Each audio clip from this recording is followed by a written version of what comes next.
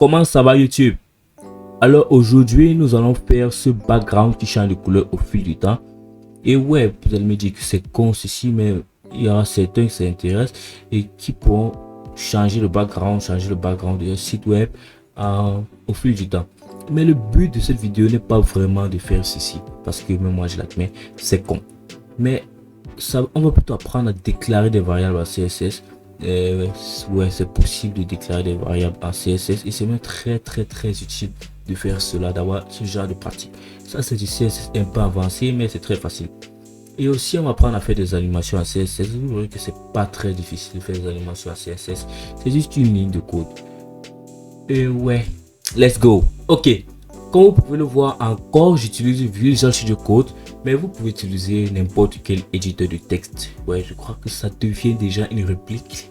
Alors let's go. On va commencer par faire Shift 1 et pour générer tout ceci on va donner un titre. Moi je vais mettre un limite gradient, ça c'est cool.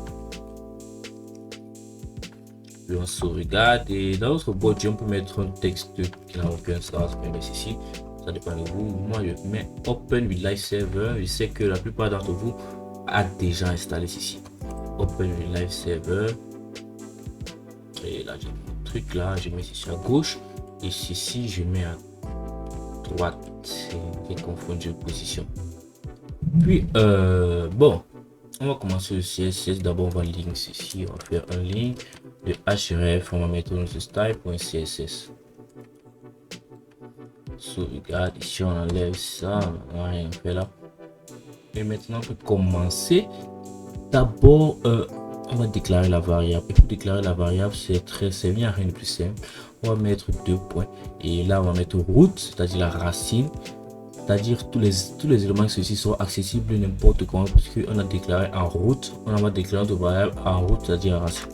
Puis pour déclarer c'est très simple, on va mettre 2 tirets et le nom de la variable qu'on peut déclarer. Puis on va mettre 2 points et l'attribut que cette variable va utiliser, et pour nous c'est linéaire gradient, c'est-à-dire un dégradé linéaire. Et là je mets tous les parenthèses et je vais donner d'abord l'angle, mes 45 deck, puis je vais donner les couleurs, je vais juste les coller.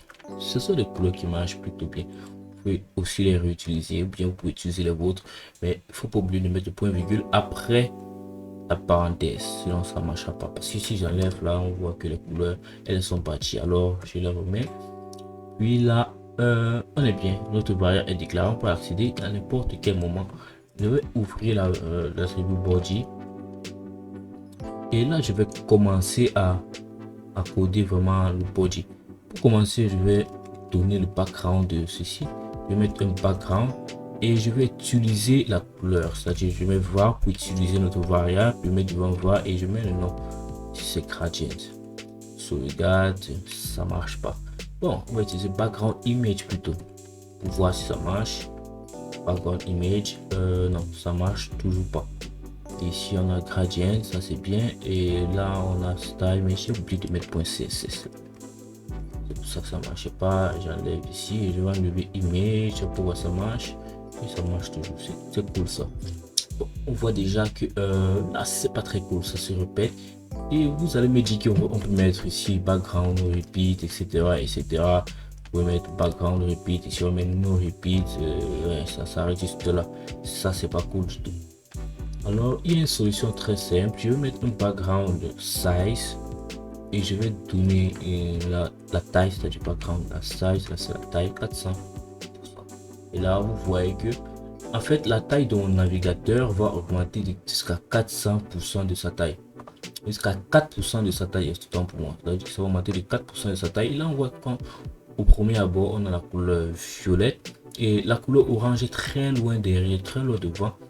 Tout ça parce que la taille de l'ordinateur a été multipliée par 4. Alors je vais remettre ceci comme c'était, et si je mets 2, vous voyez que la taille de l'écran sera multipliée par 2, donc on verra mieux la couleur jaune. Donc on va mettre 400 pour que l'animation soit un peu plus fluide. Alors pour que ça ne se répète plus bêtement comme ceci, je vais mettre la hauteur minimale de notre body. Hauteur minimale, je mets 100 VH. Par défaut, c'est la taille du navigateur, la taille totale du navigateur. 100 VH, par défaut, c'est la taille totale du navigateur. Si je mets 90, vous voyez, vous allez voir, à 90, ça se commence à se répéter là. Donc 100 VH, c'est la taille totale, la taille normale du navigateur. C'est pas vraiment la taille normale, mais c'est pas vraiment la taille normale, puisqu'ici on a ça.